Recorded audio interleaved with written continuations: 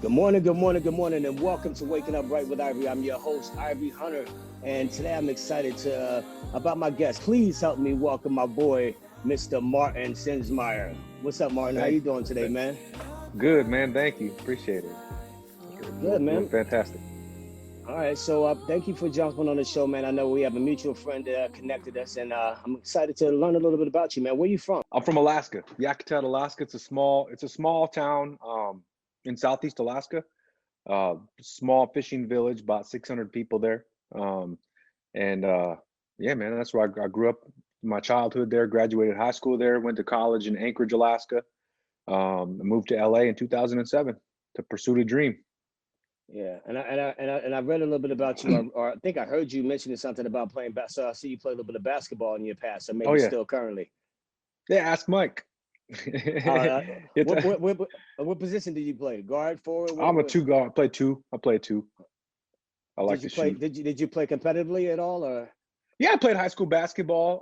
I was on a team for some like a JUCO college, but I didn't play any games because I ended up dropping out before the season actually even got underway, and went back to LA.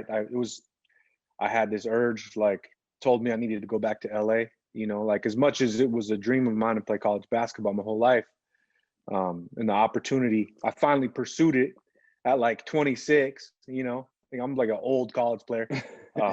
Got the opportunity, secured it, and then you know, I just had that pull to come back to LA. I needed to. If it took precedence over basketball, which was weird, which was a weird feeling. You know, it's like, oh, I got to do this. Hmm. So I went back to LA and I started booking work, man. Well, that's awesome, man. That's awesome. Who would you compare your game to now in the NBA? Like, what would you be like a Klay Thompson? Would you just like a shooter, or would you be kind of like a Bradley Beal with a little bit of handles? MJ, man, MJ all day. No, I'm just All right, okay, old school. Okay, no. cocky. Not, No, I mean, like, you know, obviously those are professional basketball players. I can't really compare myself to them, but not like thinking that you're good, who but my who is your game? Who are you like? Who is your game I similar would to? say Like, more would you? like I would probably say like a kind of like a Paul Pierce type. Okay, Yeah. Like so I'm not like the a fastest. I'm not the fastest. I'm not the craftiest, but I can get buckets. And I could shoot, you know, like I could shoot. So I've played with Mike in City League, and you know, I've had, you know, some games where 12 threes or something, like, you know, just crazy. Like I just love to shoot. I have a basketball court right here, and check this mm. out. So this is my house, right? I got Oh a yeah, hoop in my you. house. So you so you So you serious know, about your Jimmy? I love the hoop, man. I love the hoop. All right, all right. So You know, yeah. I coach basketball. I haven't played competitively in years, but one day we'll meet and we'll have to have a little shooting competition because I Let's think I do it. have I'm thinking I'm like 2079 and one in horse. I don't think I only lost one game in my life in horse. I shoot the thing, man. Really, really. I'm a good shooter, man. I'm not cocky about anything except my jump shot, Yeah. man. I can shoot that thing. Same, same. I love it. I love it. I love it. Yeah, All right. yeah. So I still hold the record for most threes in a game in high school, in my high school, which, you know, I graduated almost 20 years ago. So nobody's been able to break it yet. I hit nine in a couple of games But no, with that. so you're a real shooter. See, I'm more. You're more of a pure shooter. I was like a streak shooter. You know, I taught myself how to shoot. Like in high school, I was 6'4" playing center. So it Oh wasn't until wow, I got to college that I started playing point guard. But I wasn't a right. natural shooter. So, but That's quite the transition. yeah.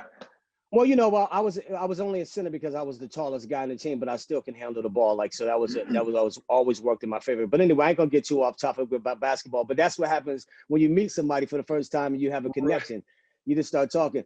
But let me Yeah. ask you one more question before I get into the structure of why I started doing Waking Up Right with Ivory. You know, just so we can put out positivity into the universe with everything that's going on in the world. But before we get into that, I'm curious to find out about. I know that you have a Native American background and you grew up in Alaska. I heard you mention something about hunting and fishing. So, you know, talk a little bit about your childhood and what you miss about your tribe and all that stuff. Because I just want to tap into the people who don't know you and would be interested in hearing that because I think it's a dope background. Yeah. Thank you. No, I miss a lot. I mean, like I miss my homeland first of all. You know, up in Alaska, I'm an outdoorsman, so like up there, I can get out on the land all the time, get out of my boat. You're free, you know, it's not, you don't have like your routine doesn't revolve around going to the gym or going around driving around the city, going to the grocery store, all that, like it does in the city life, you know. It's you're out there, you're outside a lot, you know, you spend a lot of time outside. And you know, we did grow up hunting and fishing and stuff like that, subsistence, you know, we never did trophy hunting or trophy fishing or anything like that. It was all about feeding the family, and we only take what we need, never more than that. So it's all organic, you know, like it's beautiful lifestyle. The tribe is, you know, like my community is like half Tlingit and half like almost half white, so it's like a mix.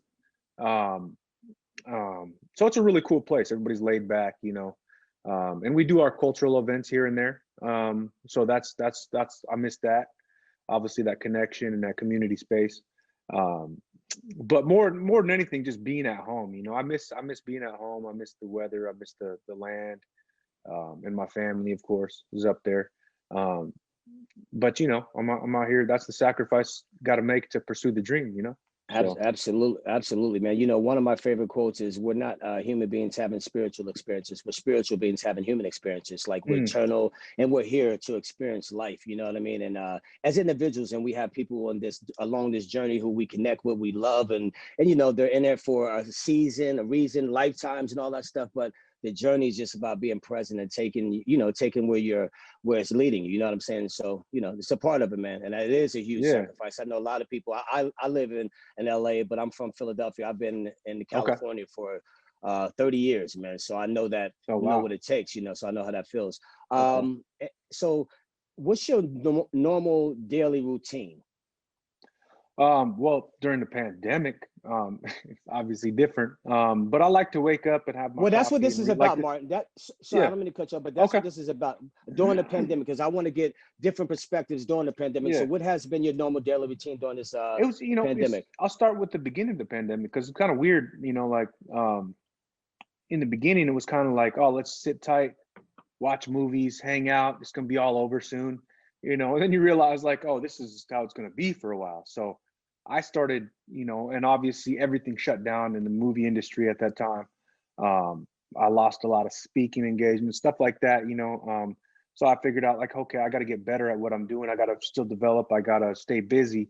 And I just started grinding and waking up, you know, early in the morning, and just trying to learn my craft. I spend time reading, and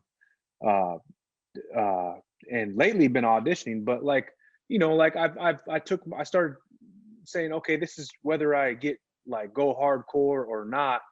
This and I've always been athletic, and I've always love working out, but I go stretches where I go like, you know, a week without working out, or 3 days, you know, and then I'll work out once, then I'll go another 3 days without it, you know. Like through the pandemic, I've kind of been consistent, like exercise. I'll make that commitment, even if it's bad session, I'm still going to exercise 20-30 minutes, and you know, 10 minutes in, you're warmed up, so then you go an hour. So I've gotten, like, my health has gotten better physically, and then just spending time, you know, I try to get everything done like by 5 o'clock, so that I can have, you know, the evenings with my family, with my wife and my son, and not be going through my phone or looking at this. That's another thing too. I watched this documentary called The Social Dilemma. Changed my whole perspective on social media. I deleted my Facebook and my Twitter, and I kind of like stopped using Instagram. Well, it started with putting a limit on my phone, right? You can go on your settings and under general and go to settings, and you can put time limits on on certain apps on your phone. So you can didn't know that. That's interesting. Oh yeah, so I went on there and I set the app so like limited to 1 hour on social media per day. And so eliminating the other social media accounts, and then just having Instagram. I unfollowed everybody, deleted all my pictures. I got like one picture on there, and I'm just not on it, you know. Like, and it's like freed up so much bandwidth in my mind space, and it's been great. So yeah, you know, powerful tip you just gave, man, because this is what this show is about, right? Like Yeah. really talking to people, you guys being very transparent, sharing things that are working for you, because people Yeah. need other tools to add to their tool belt. And I think Right. that's Right. like, I'm even taking that, like literally, I'm going to incorporate that into my, although I use That's social dope. media for a different reason, I'm still going to Right. Right. Right. incorporate it because I feel like there's Yeah. times Of when course. I don't have to be on it, when it's just like a natural thing Yeah. for me to just pick up your phone, and it resonated. 5 minutes turns to 15 minutes. The next thing you know, that time could be placed elsewhere. Yeah. So that's a great tip, And man. Let me ask you this. What is something that you are passionate about? If you were like the mayor or governor or president, what law, what thing would you be super passionate about that would change for the country? but one of the things I think about is like, I'm not much particularly into politics either. But I Mhm. noticed that, like, like just that, a lot of the, like, I think just if people could have, be honest with politics, right? If politicians were honest with each other, and they actually enacted these campaign finance laws that used to be in place and stuff like that, or should be in place, so they're not taking money from major donors, and they're being manipulated. Like, I see some countries around the world that are really beautiful countries, and they have very little problems, and they're not struggling with a lot of things. And albeit we have a large population, which makes things complicated, and we have people from different states who are in different beliefs and different cultures and different of the states, and all that makes things complicated. But I think that, I think that for me, well, I would say this: start teaching in school at a young age. One, you teach. I think it's important to teach about nutrition, right? Give kids a nutritional education, because 95% of the problems, health problems that people have, are due to like bad food choices, right? And so a lot of people that are dying in the pandemic are unhealthy due to their bad food choices. A lot of them are just dying because it's a deadly disease, and some of them are perfectly healthy and athletes and whatnot. But there's the large sweeping majority of the people, from what I understand, are people that have pre-existing conditions, and a lot of those are due to a lifetime of eating unhealthy. American diet's horrible. Yeah. So I think that if you teach kids at a young age, starting at a young age, about nutrition, that's an education within itself that can go a long ways. If you teach a kid how to eat healthy, and they know about like how that food affects their body, then there's like, that's directly related to mental health and stuff like that. So I think that's an important thing. Two, I think they should teach kids in school about business and finance. Like learn how to handle your money, because I think that's something that you see that with with upper class people. I guess they got generational wealth, right? And they're teaching their kids how to deal with money at a very young age. They're teaching them how to handle it, how to make it, stuff like that. Segue into my final question is like, are some words of wisdom, healing, inspiration? Because I know you don't consider yourself a leader, but you definitely have been somebody that I can tell that has acquired knowledge along the way, and you're open with sharing it. So what is something that you would like to share with people to like inspire a positive thought, a positive way of thinking, a different way to look at things, a different perspective? Question everything, believe nothing, right? Because if you question everything, then I think there's thinking and belief. Put it this way: there's two things. There's thinking and believing, right?